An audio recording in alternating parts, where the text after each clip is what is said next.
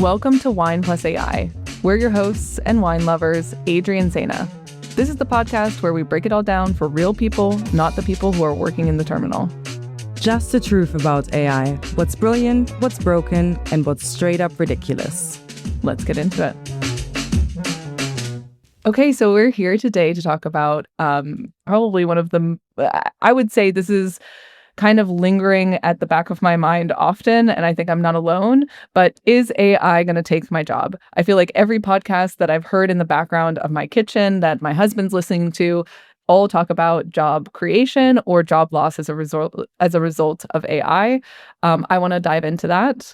And today we have a wonderful Chablis with us. So we pair the conversation with a glass of wine, which honestly I think is like possibly a little unhinged, especially because I asked Nora, a product Zaina here is developing, what the wine should actually be to pair with this conversation.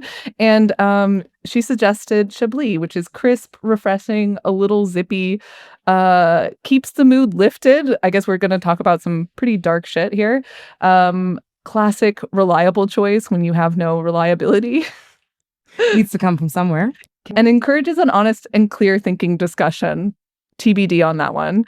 But we will try to aim for some clarity, and we do want to be honest about how we feel about this. So yeah, Zaina, any comments on the wine here? Otherwise, we can do a little cheers. Yeah, I think a great choice. So let's get started. Yeah, thank you, Nora. All right. So as I said, this is a topic that has come up in conversation quite a lot over the last, I want to say even year plus. It's kind of been on the back of everyone's mind. I pulled some stats. These are kind of old stats, and I think these stats are constantly coming up. But the World Economic Forum mentioned that AI will be creating 69 million new jobs by 2027, while displacing 83 million. So that's a net job loss of 14 million jobs. So number one, we don't know what those new jobs will be. And we have a net job loss. So yeah, what do we think about that? Yeah, I think those numbers are in itself quite scary when you think about it. And when you look at them outside of the context of, AI basically, or the detail of it. I think there is quite a lot of nuance to it when it comes to job loss and job creation with AI. Like in itself, AI doesn't really have the ability to take everyone's job just for the sake of it. AI is really good when it comes to really repetitive things that don't necessarily have any sort of reasoning behind it. But AI still is really very far behind on anything in regards to critical thoughts or reasoning or thinking, because everything is input based. So someone has to tell it what to do and how to do it. And so there is a very, very big difference between AI itself taking the job versus some jobs being maybe automated due to the simplicity per se of the process, but it also gives someone more opportunities, right? So if you are able to, for example, automate parts of your work, that means you can focus more on the creative aspect of your work that actually allows you to also grow. Because I would say for most people, the very straightforward processes are not the thing that really bring them joy in their day to day. Yeah, I mean, you say that, but I do think that there are some people out there who really enjoy, checking their inbox first thing in the morning and sorting it out themselves. That can 100% be automated in this day and age. We know things that can do that. But I do feel, not everybody's job is creative. That is definitely true. And I also do think that the jobs for people who do really enjoy the repetitive aspect, they will always still be there. If you look at the adoption of AI across companies, may that be in big corporations, but even in small companies, it hugely differs, right? There are companies who are, I would say, quite in the forefront with that, and that are putting an active effort into making sure AI is part of the day-to-day. So, for example, Shopify would be, I think, quite a well-known example currently. But there are so many companies that are also really against bringing AI more into the day-to-day of people, may that be from a data security perspective or privacy perspective, because knowledge is at the end power for a lot of companies. So I think as we've been doing user research for a new product, we've been speaking to a lot of knowledge workers specifically about their concerns around AI, why they might not use it as much as they should. And I think one of the biggest concerns in this space, kind of attached to this, will AI take my job, is actually using AI in their day-to-day. So a lot of people are concerned with if they use AI more on a daily basis, and let's just say their boss finds out, their boss could then think, yeah, maybe I shouldn't hire Joe, or maybe I shouldn't be working with Joe anymore because AI can do Joe's job. You've obviously heard that. So what have you heard? Yeah, I think it's a valid fear to have, depending on how you utilize AI in Ooh, valid. Yeah. I think it depends on how you utilize AI in your work and what your work is. But overall, I think AI has a really great potential to be an enabler for you to do your job more effectively and faster. So if we look at the things that you and I also do in our day-to-day, may that be scheduling meetings, following up an email, following up on someone's to-dos, for example, they're all things that also create overhead for us. They're not where most of our brain power needs to go or should be going, also from the value that we bring to the company. So AI can definitely be used as an enabler to make your work more productive, but I still think there is quite a big gap to it actually being able to replace you in your work as a whole. I also think that, and I think we'll also get into this as part of the job loss conversation, but I do think that there's a certain element that you still need an operator in the mix. And I hear the term operator being thrown around, and if you've not heard about that, it's literally the human that is using the AI. And I think you still need an operator involved in so many tasks that is specialized on that specific task. And I'll give you an example. I have been playing around with Midjourney because I want to be able to make cool videos. I want to see what it can do. I'm experimenting just to see, yeah, can I become a designer with Midjourney? The short story is probably not. I can do something to an okay level, but because I, as the operator, am not a designer, I would say I have a good idea of what looks good and what doesn't, but I don't know how to nitpick. I don't know how to manage the AI and prompt it in such a way that there's no way that I could do that job.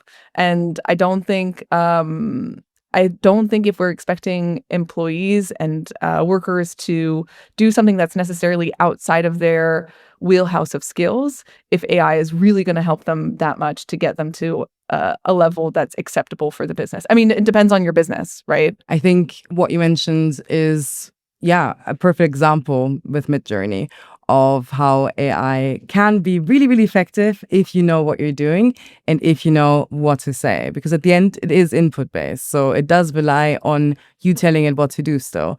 And that also means you need to know what you're asking for to get the results that you really want at the end. So then I want to talk about the rise of the generalist. So we see it more and more that companies who have let people go, it's put a lot more work onto the people who are there.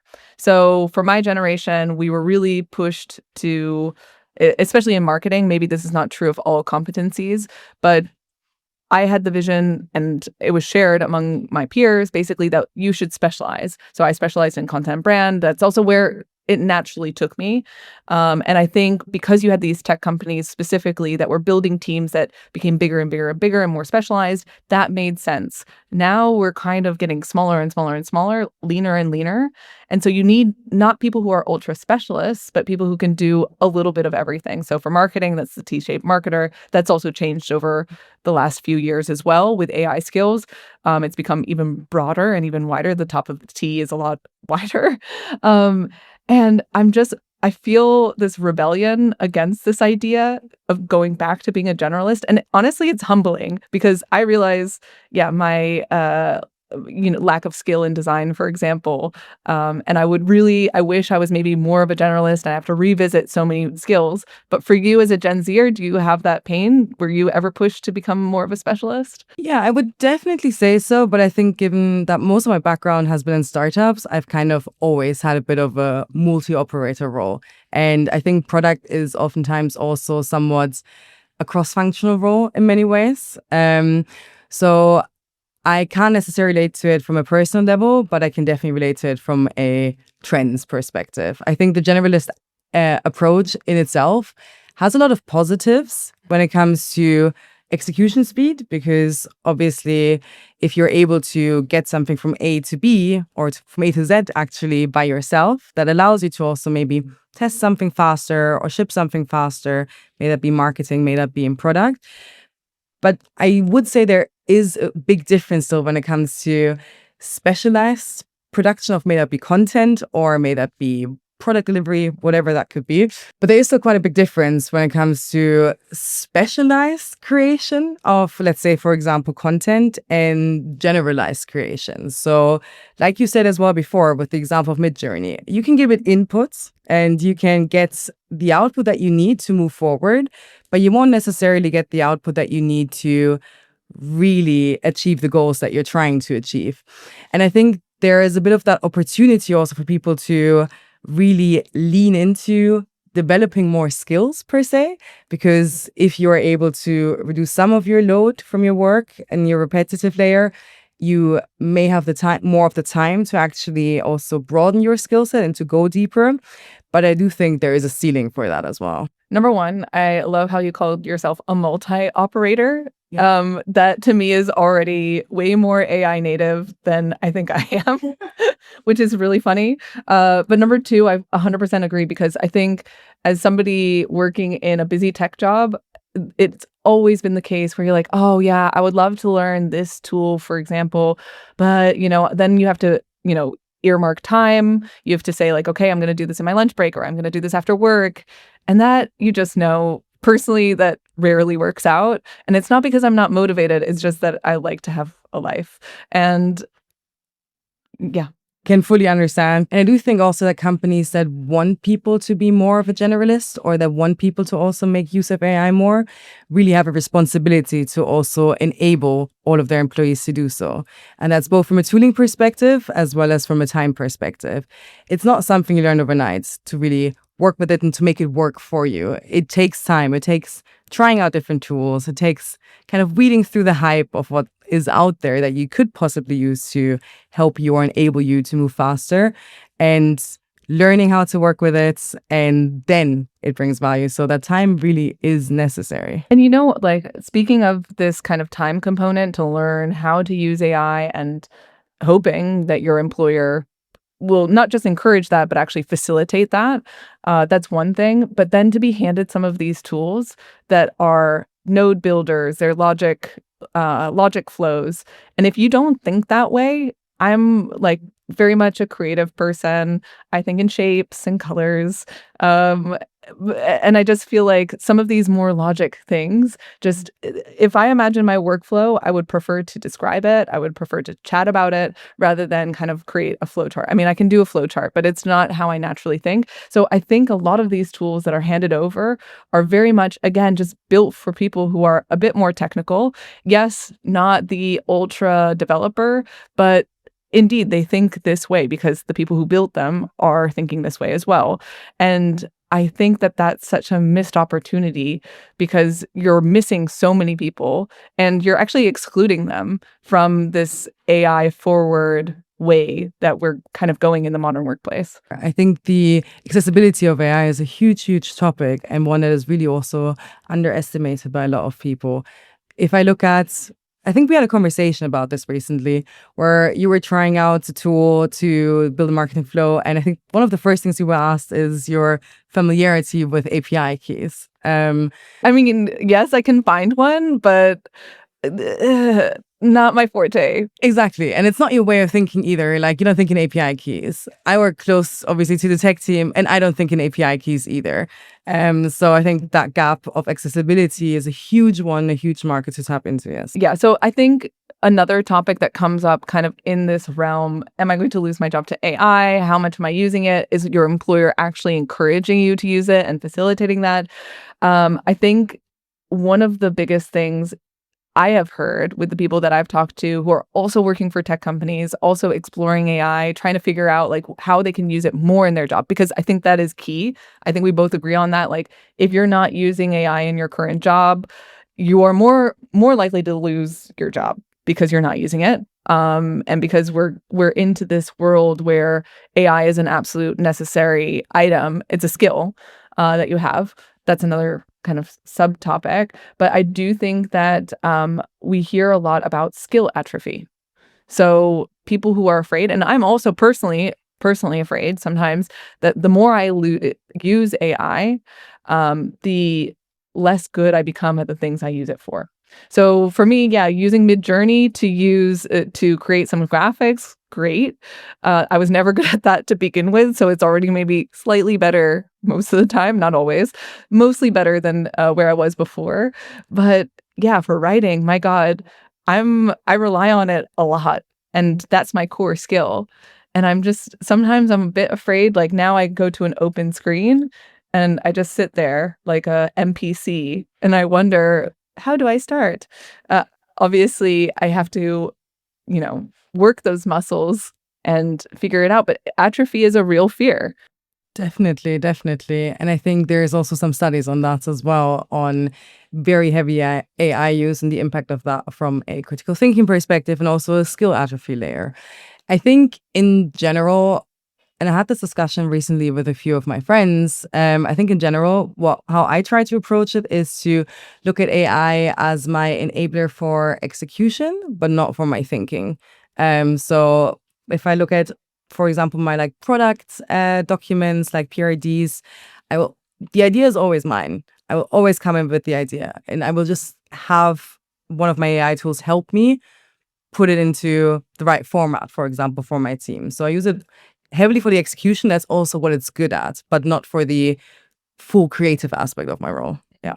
The one thing that I do really love about it, and I feel like doesn't kill the skill atrophy, is actually variations. For a content marketer, variations are honestly so labor intensive, creating different moods, different tones, different goals, that if you have the initial idea and you create the initial like baseline text, yeah, then you can create as many variations as you possibly like, and you're still using the skill and you're still actually having the end selection and end editing, which I feel like is useful. So if I can give any advice to people out there, it's that, yeah, indeed, you should have the initial idea and then, yeah, let the AI do the execution for you, especially if you're working a busy job and you're having to do a million things at once. All right, so I want to go back to this concept of making, thinking, and caring jobs. This was proposed by Robert Reich. He is a University of California, Berkeley professor. Article will be linked in the description. Basically, he has this proposition that all of them, there are three types of jobs. So the making jobs are the jobs where manufacturing, you're creating something. The thinking jobs are like accountants, white collar workers, and the carrying jobs are mostly nurses, hairstylists, people who do things that are physical, caring for a person. That's really the basics of the concept. But he says that basically all of the making jobs will be taken by AI, and thinking jobs as well, very likely, leaving people basically only these generally speaking, low paying caring jobs. I think we have a lot of opinions on these thinking jobs because that's where we fall, right? And I think that this is quite a scary concept when you think. I mean, his proposition ends in a very dystopian future, and I want to really dissuade us from that because I think there is a lot of opportunity in AI. Sana, comments? I think it's definitely a very dystopian view. I can see where it's coming from. I can see where the thought process is going, but I do really strongly believe that thinking jobs are heavily dependent on critical thought and something being created from scratch also oftentimes. And that's something that AI currently cannot really do. So by having AI replace these thinking jobs or potentially replace these thinking jobs, that would also mean that the quality and the new developments would never improve or would just not be created, which is a scary thought because that would mean we would also not continue developing as society overall. So I do think that, of course, the risk factor is there and I can see where he is coming from. But I do think that there is such a need for also new innovations and new developments for us as society to function, that is not realistic. And I think also working in AI, specifically in a company that's building AI from scratch, you really see the limitations. We're using all sorts of AI tools, and it really just isn't there yet on so many factors. I think I see on LinkedIn a few people posting like, yeah, I'm going to put my company on holiday because I'm working with 10 AI agents who are all chatting with one another and running the company on its own. Honestly, I don't see a world in which that is actually working right now. I don't see a world where that's working anytime soon. So I don't think people should necessarily fear for their thinking jobs. But I do think for people who are on a more junior level, using AI effectively to do more is such a crazy opportunity. And that in and of itself is undeniable, even for junior people, but also for people who are a bit more senior and a bit more later in their careers, because yeah, it is just such a opportunity. I think it's an accelerator in itself. It's an enabler. And if you know how to use it right and spend the time to really learn how to work with it, can really move you forward as well. And I think overall, I would say like AI won't take your job, but the person who works with AI effectively will. Okay, so then that's our kind of closing statement, more or less. I mean, listen, I don't know much about the 69 million jobs that AI will create, but I can almost guarantee you that those jobs will involve AI. So being able to use AI in your on a daily basis is super critical. If you're hiding using AI from your boss, you're probably not doing the right thing. You should be really evangelizing how much you're using AI and how you're using it to do your job even better. And if you're in the category of person who's not using AI in their day-to-day, Zaina, any advice for these people? Yeah, I think the best advice I can give is find one problem in your day to day and start with that.